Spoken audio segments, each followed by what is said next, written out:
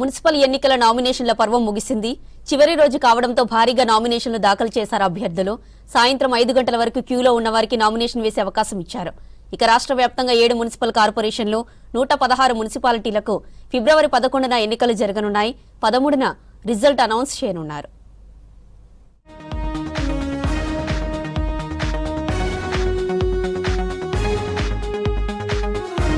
రాష్ట్రంలో మున్సిపల్ ఎన్నికలకు నామినేషన్ల స్వీకరణ ఇవాళ్టితో ముగిసింది.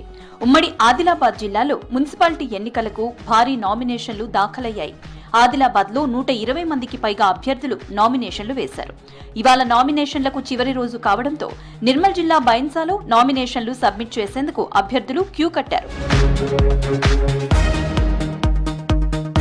మంచిర్యాల జిల్లా చెన్నూరు మున్సిపాలిటీలో చివరి రోజు భారీ సంఖ్యలో నామినేషన్లు దాఖలయ్యాయి. వివిధ పార్టీల అభ్యర్థులు తమను బలపరుస్తున్న నాయకులతో ర్యాలీగా వచ్చి నామినేషన్లు దాఖలు చేశారు.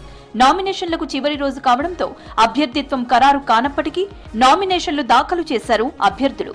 నామినేషన్ సెంటర్ దగ్గర ఎలాంటి అవాంఛనీయ సంఘటనలు జరగకుండా బందోబస్తు ఏర్పాటు చేశారు పోలీసులు.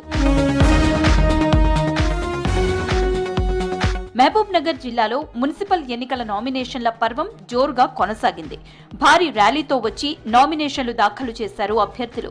మహబూబ్ నగర్ కార్పొరేషన్ తో పాటు 19 మున్సిపాలిటీల్లో ఎన్నికలు జరగనున్నాయి. కాంగ్రెస్, బీఆర్ఎస్, బీజేపీ అభ్యర్థులు పోటాపోటీగా నామినేషన్లు వేశారు. మున్సిపల్ ఎన్నికల్లో పోటీ చేసే అభ్యర్థులు కొన్ని అంశాల్లో గందరగోళానికి గురవుతున్నారు.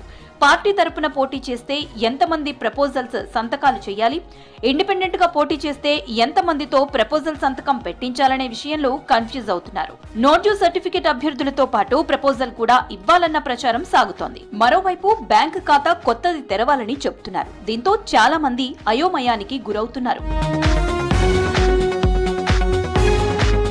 మున్సిపల్ ఎన్నికల్లో పోటీ చేసే అభ్యర్థులకు టికెట్ టెన్షన్ మొదలైంది. పార్టీలు ఇప్పటి వరకు టికెట్లను కన్ఫర్మ్ చేయకపోవడంతో ఆందోళన నెలకొంది. ఇవాళ్టితో నామినేషన్ల ప్రక్రియ ముగిసింది. ముందే టికెట్లు కన్ఫర్మ్ చేస్తే రెబల్స్ ఇతర పార్టీల్లోకి పోతారని పార్టీలు వెనక్కి తగ్గుతున్నాయి. కాంగ్రెస్ పార్టీ ఫిబ్రవరి 2న బీ ఫామ్లు ఇచ్చే ఆలోచనలో ఉంది.